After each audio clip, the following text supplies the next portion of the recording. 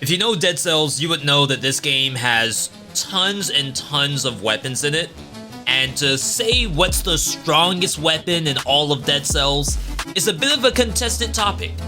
And the reason why is that when you fully beat the game, 5BC, not even true ending, you just have to beat the final boss, you are gifted an item that can be seen as one of the strongest items in the game, period. It's an item known as Collector Syringe. If you've never seen what the syringe does, what it is spin to win. You find a monster, you start spinning, and then you ram yourself into it. However, it only lasts for about that long. It's not very long at all, and it has a really long cooldown. This thing is 20 seconds before you can use it again. However, it has a very peculiar mechanic to it where it's actually ran off of cells. It has a fuel system, and the fuel to feed this thing are the cells that you get off of enemies. So with 7 cells, I can pop it, start spinning, and then before it wears off, I can hit the button again, and it's actually spent 3 cells, 5 cells. I can't even tell how many cells it's actually spending. But the main goal here is that you can ram through as much of the map as you can, grinding up monsters, and on the highest difficulty, 5BC, you're getting the most cells possible compared to playing on a lower difficulty. Now, the syringe isn't perfect. One thing this cannot do is go up ladders. So like even right now, I can't just hold the down button and go through this vine room.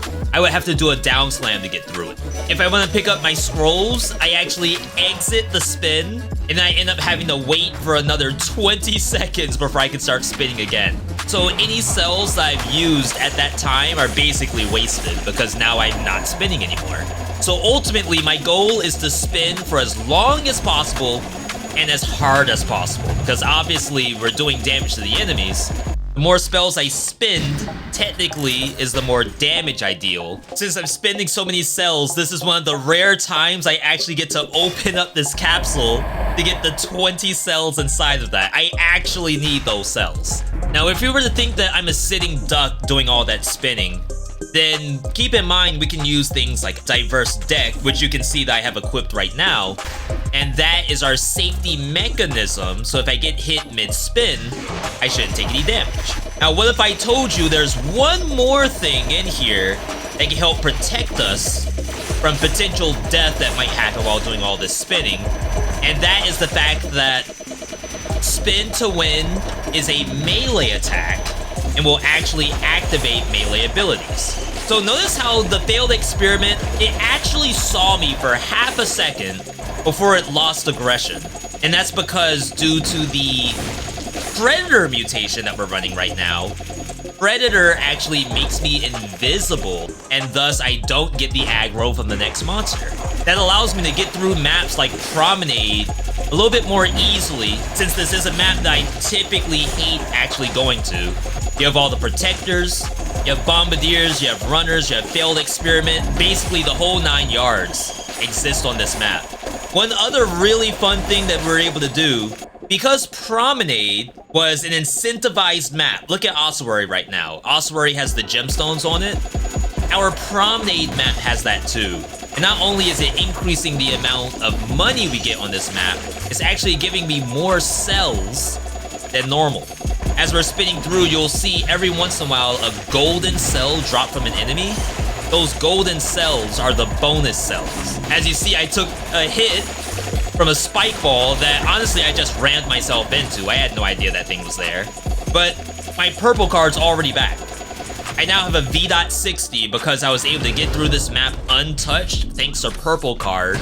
Spin to win. Even the cursed chest I see here, I don't really have any fear to do this because I know I'll be protected, and I'll have Predator keep monster aggression as low as possible. Now, because I have to get cells, it is probably in my best interest to spin and kill every single monster in this biome, because I need to feed this weapon as much as I can. And if I don't have a monster that I can kill, I'm effectively losing cells in the process. So by the end of Promenade, we're able to get through 99% of the map. As you see, there's multiple holes. This is a wall run that I cannot do while spinning. This is a teleportation room that I cannot do while spinning. And notice all the scrolls that I have left on the map, specifically because I cannot press the R1 button unless I stop spinning.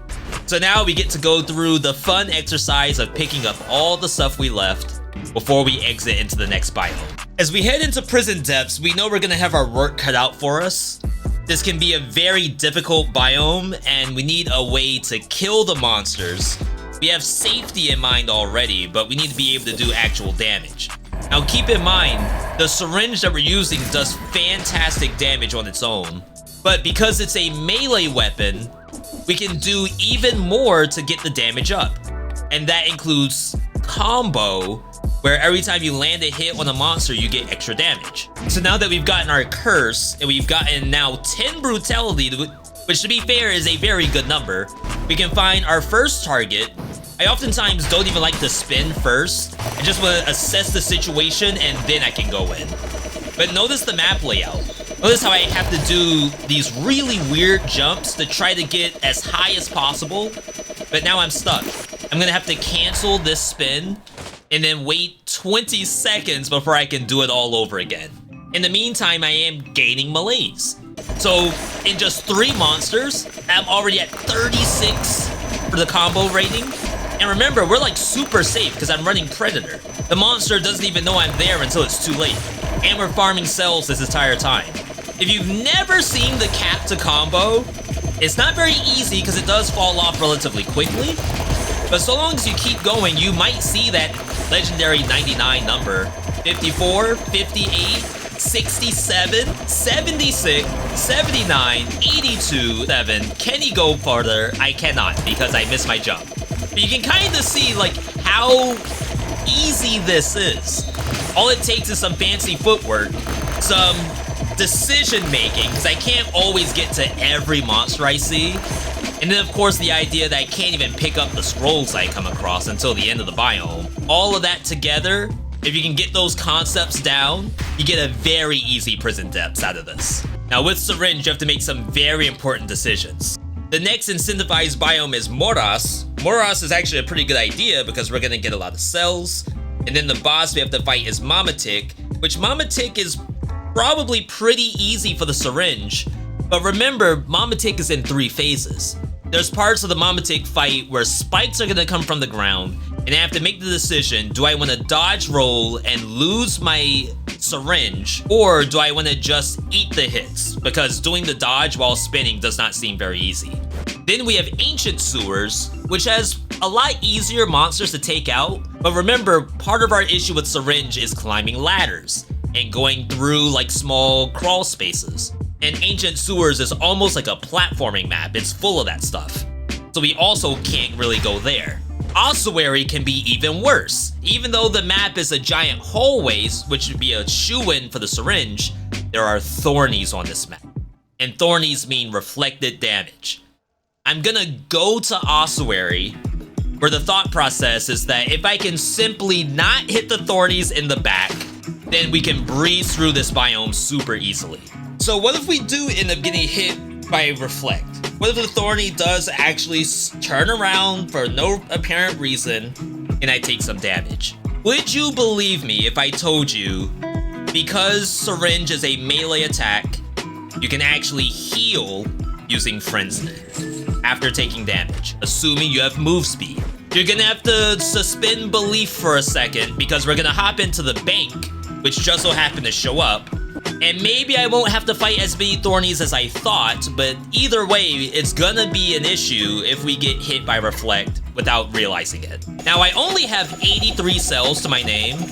My worry is that for a map as big as the bank, what if we can't actually maintain spin to win the entire time? We have the damage to back us up, but the issue is that with all the backtracking, all the spacing of the monsters, elevators to go through, the whole 9 yards, like maybe I won't be able to maintain the spin. And we're still not playing this like as safely as I could. Since this does a melee attack, I could be using melee mutation. I could be using open walls. There's a lot of options here, which I don't even know if this is intended by the dev team to have all these interactions with combo and melee and all of that stuff. but I'm certainly using it as if it was intended. So I happen to get up to my 69 nice kills. We're gonna run a quick check, because I want you all to, remember I said suspend belief earlier. I want you all to really see that this thing can actually give you your health back. I'm gonna lose my purple card, take a few hits. These are very painful hits, by the way. A lot more painful than I expected, to be perfectly honest. But let's commence the spinning and see if we can get our HP back. Now remember, we have to actually get the speed bonus. It's not enough to simply kill enemies. We need to actually kill enough of them in enough time to actually hit that move speed bonus. And then we'll be able to see, can he get his health back? Now you can already see very, very small amounts of health coming in.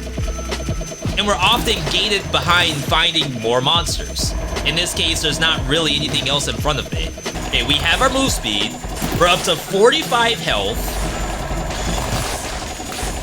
We have elites that can't actually see me because I'm invisible. I saw a couple of attacks come in. Funny enough, it almost seems as though they canceled their attacks. Like maybe they did plan to hit me and then decided not to because they're so nice. I'm even gonna break through the cursed doors just to access these monsters. Just gonna bust that down because I have no real need to spend the money. I just feel too safe to do that. Thank you, Syringe. This thing also does freeze enemies around you on activation, I think? I don't know if it's on activation or on cancel. But basically, every time I activate the Syringe, I'm canceling the last instance of Syringe I've done. So in that sense, it's like spamming the on end or on start kind of abilities that a lot of powers seem to have. And that's all of the bank completely cleared for the most part anyway. Scrolls and food left everywhere. I did not do Celeste because obviously I can't spin through that. No point. I only ended up with 54% of my HP, so it's not gonna be one biome to get everything back, and I think that's more of a case of Frenzy is just not that good for healing in general, but luckily I can just buy food. However, before we leave, there's one very important thing that we still have to do, and that is to find our good buddy, the Mimic. I'll just grab this random war spear. There's our Mimic. We jump. That's really the only way we can avoid damage is from jumping. As you see, I actually took a hit because I lost purple card. So remember, we need a little bit of safety because if I'm not like chaining through monsters to get invisibility, then I'm not really having my safety measures in mind.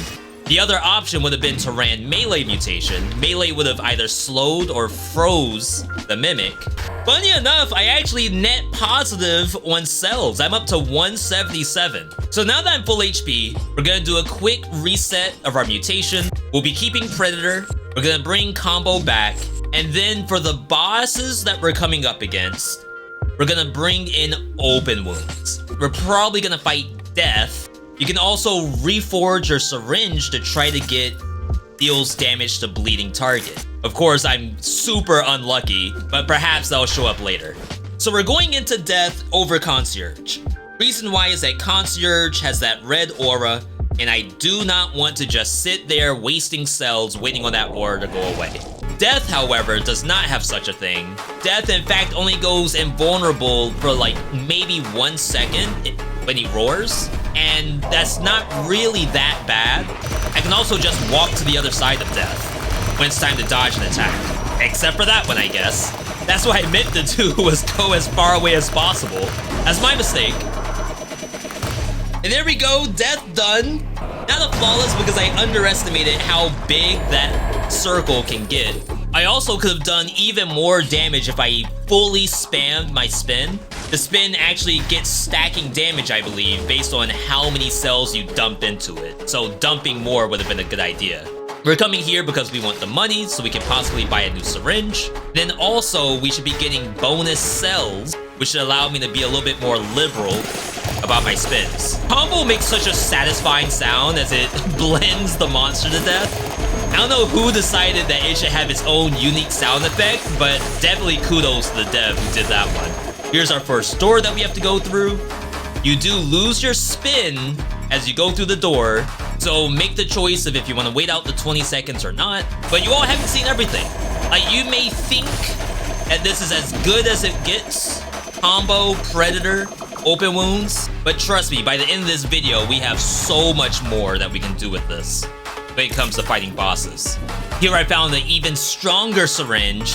This one's level 9. It cost me $10,000 to buy this thing, which at this point I feel like is a made-up price. Why in the world is it that much compared to all the others? Because Syringe is like the best item in the game? So we have another choice of biomes here. Undying Shores, Forgotten Sepulcher, and the Cavern that you can't really see right now. Sepulcher and Cavern both have a lot of platforming. Imagine you're trying to get through with your syringe, you end up with another ladder and you have to cancel it once again. Undying Shores, however, does not have much platforming. However, the issue with Undying Shores is if you have to fight the Scarecrow. And Scarecrow can be a run-ender for a lot of folks, but we're here to show the power of the syringe. What if I can tell you that the syringe, one of the ultimate answers against the Scarecrow? We're not gonna change our mutations just yet, but don't get married to the Predator combo open wounds. That will have to change once we get to the next set of bosses. And we have just enough money to do as many resets as we need to make sure that we can get through these. The Undying Shores map doesn't have a lot of changes that I need to do to my gameplay. The grappler is still as much of an issue. Really, the only thing here is that. I think they call it the Apostate. It's a monster that actually puts up a wall and prevents you from getting to it unless you break through that wall. Luckily, because I'm invisible, it doesn't even know I'm there to put the wall up. And then even if the wall does go up, I'm a walking buzzsaw. Like, if there's anything that beats door, like rock beating paper, it's buzzsaw. I do like the map design for Undying Shores. I think they did a great job in making it feel different to maneuver through compared to every other map in the game. I actually feel like the level of platforming that's required here is completely different from, say, Clock Tower or Caverns or anything of that nature. So that is a cleared Undying Shores. You can kind of see all the scrolls I left, because I literally cannot pick these up without losing my spin. I mean, I'm at 376 cells at this point. I guess it doesn't really matter if I waste some cells every now and then. But honestly, it boils down to I don't want to wait the 20 seconds. I'd rather backtrack and get all the cells later by being like a little bit weaker. And to be fair, like, no matter how weak I am, no monster's gonna survive a 99 hit combo open wounds spin to win. It's just not gonna happen. So like I said, the boss for Undying Shores is the Scarecrow. And the Scarecrow, as you well know, does a lot of hits, a lot of times, and does a lot of damage. I lost my purple card. Don't ask me how I lost it. It's very embarrassing. However, we're gonna go in with a couple of changes. First piece of the puzzle in the brutality tree is Tainted Flask. That's gonna give us 86% extra damage, not quite double, but still pretty good. We're gonna bring in Demon Strength, which is one of the brand new things added to this patch, update 35. This requires us to be cursed to get extra damage, and the way we'll be doing that is Cursed Flask. This gives us 20 curse whenever we use it. Now, of course, I really wish I had my purple card here, because I do think that's probably a very important detail that I should have coming into this. Of course, we can Giga Chug if we want. We can use as many of these as we need to. We're gonna go up to 100, come up here, there is a spot we can land on, and then do one final chug before I hop in. Now, I can't do the spin to win prior to jumping in because it's gonna cancel thanks to the cutscene, but we will be able to do it once the cutscene is finished. I'm gonna go in the air to give myself a little bit of a wind-up time, and then we just dance back and forth until Scarecrows ground up the bits. Now, a couple of things was happening there. Whenever I hit the L2 button, see that effect around me? That is freeze nearby enemies when the effect ends. I took off my ability to really like crowd control the enemy. I don't have melee, I don't have predator. Instead, what I do have is a mobile ice grenade, really. And that allows me to get the slow field I need to do the damage and get to the other side of Scarecrow before Scarecrow kills me. Now, you could reset your mutations. I'm going to decide not to. I'm going to try to get through High Peak Castle without the need for that. Now, from all of my biome choices, I don't really want to fight the Scarecrow, so going into Infested Shipwreck's not a great idea. Fighting against Dracula means I have to do the actual jumping portions for all of his meteor and fireball attacks. That means I have to cancel my syringes, so we don't want to do that. And then, of course, Distillery is Distillery. I probably don't need to explain myself there. But High Peak Castle, with no melee, no predator, all we really have is a 150 curse and the ability to grind through every monster. So long as we have purple card up, I feel like I'm relatively safe, and technically I don't have to do the spin. You really want to, you could just fight every enemy as normal. But of course, for the purpose of this YouTube video, to get a like and subscribe out of you, the viewer, I think I need to be spinning as much as possible, even through a 111 curse. Because we're cursed so much, we can actually pull out the Spite Sword. This gives us a lot of free damage while staying cursed. Of course, I don't want to keep this as like our main damage. We're here to spin, not to slash. If I'm not grinding the monster into little bitties, then I feel like I'm not doing this justice. Luckily, you can pick up things like the keys without having to stop spinning. Really, the way out the game is playing this out is as long as my character isn't put into a cutscene, for example, going through this door, we'll continue spinning. Now, of course, we could have done this Demon Strength gameplay from the very beginning. There's no particular reason why I decided not to do it, but really I needed to showcase to you everything that you can do with the syringe, not just go immediately for what's probably the best of the best. Our good friend, the Thorny. Do I not get reflected by the things back? I basically went to the other side on purpose, and I'm like 99% sure if I was gonna get reflected, that would have done it. And it seemed like it did not care. Now, as I said earlier, we cannot actually fight Dracula. I mean, you can, but is it a good idea? Probably not. That's because of the fireballs and meteors that are getting thrown at you. Ideally, you want a boss that has a very limited moveset that involves melee attacks. And that's gonna be Hand of the King. We're gonna approach Hand of the King the same way. We'll drink up to 100, go into the fight, and then basically just start spinning. We know for a fact that Hand of the King's first attack is always that uppercut. In fact, you could do one more drink right here, dodge roll it, and then spin as much as possible. You can kind of see the freezes in action. I think I may have gotten lucky, a matter of fact, with the moveset. I think if Hand of the King decided to do the 3-hit combo, maybe that would have been like a little bit more difficult, but with some like fancy hang time, we could dodge the first 2 hits and then be behind him for the 3rd hit, and still be able to do a crap ton of damage the entire time. Now, going into the next map, we have some very, very important things to keep in mind here. One is a specific monster we like to call Shantae. That's the librarian. That thing will not be like in a perfect position to just get ground up by the syringe. There's some platforming to do in this area. I think we can actually get through a lot of this by just watching to see where the ledges are that we can jump up. There are monsters that are shielded, so we won't be able to kill them instantly. So long as the librarian's facing away from you, we have a pretty easy way to take care of it. But if any one of them gets like a full view of us, like aggro from far away, that's when we're gonna have to be very careful about how we fight it. Let's see how it is to aggro Shantae from far away. Let's kill this, we get aggro. It looks like I was able to just jump upward. That was actually much easier than I expected it to be. This entire time, I've been using the same 2 red amulet I got, I think, from prison quarters. We can finally get an upgrade to that. You would think that, shoot, maybe I don't even need the power-up. But any inch of damage we can get for coming into the spoiler boss, we need. Because I can tell you right now, there's gonna be some gameplay in here that we absolutely cannot deal with. In fact, you're gonna be in for quite a surprise. We may not actually be able to utilize the build the way we think we can. against the spoiler boss. All right, so we made it to the top of the Astrolab. We only have one thing left to do before we can call this build a success or a failure.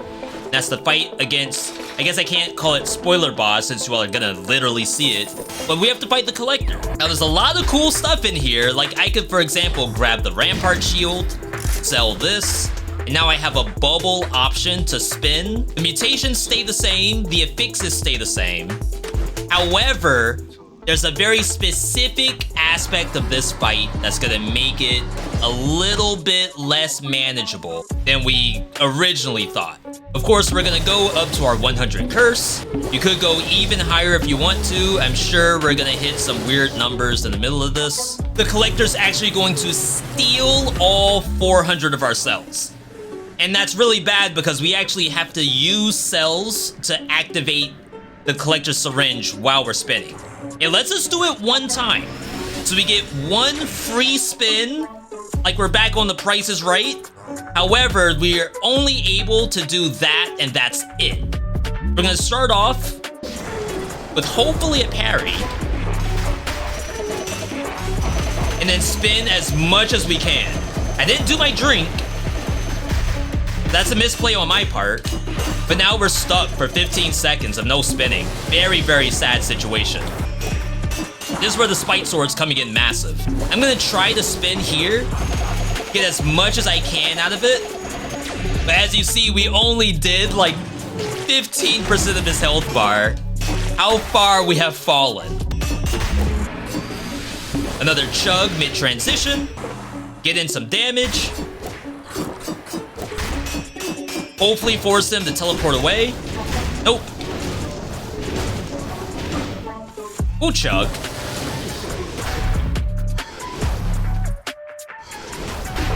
Quick spin. Gonna say, remember you can cancel your spin at any time by dodge rolling. Some sips. Oh, maybe one too much there. Now I absolutely promise you, if I could do this by nothing but spins, I would. Break that. Quick chug. Perfect. Ah, I wanted to do my spin so badly. That could get me killed. All right, here we go. I was gonna say, give me something easy. But when he lands, we get the spin, which does not kill, surprisingly. So, of everything you've seen just now, did we have to go to spoiler to Collector? No, we didn't. We could have gone to the Queen, so long as we can do the platforming section with the servants without getting hit. You could also simply not use the curse setup. You could go with the classic combo open wounds melee mutation. That worked perfectly fine. But I wanted to see violence just now, and I think we were able to do a very good showcase of that, especially for the last update of Dead Cells, which has all this new curse stuff in it. If you like what you saw and you made it this far, I encourage you to leave a like on the video, subscribe for all of the Dead Cells and other roguelike stuff that we do. If you're a big fan of Dead Cells and you have a specific build that you'd love to see, feel free to post that in the comments. Maybe we'll be able to go back and do some of those. Otherwise, I hope you enjoyed it, and I will catch you on the next video.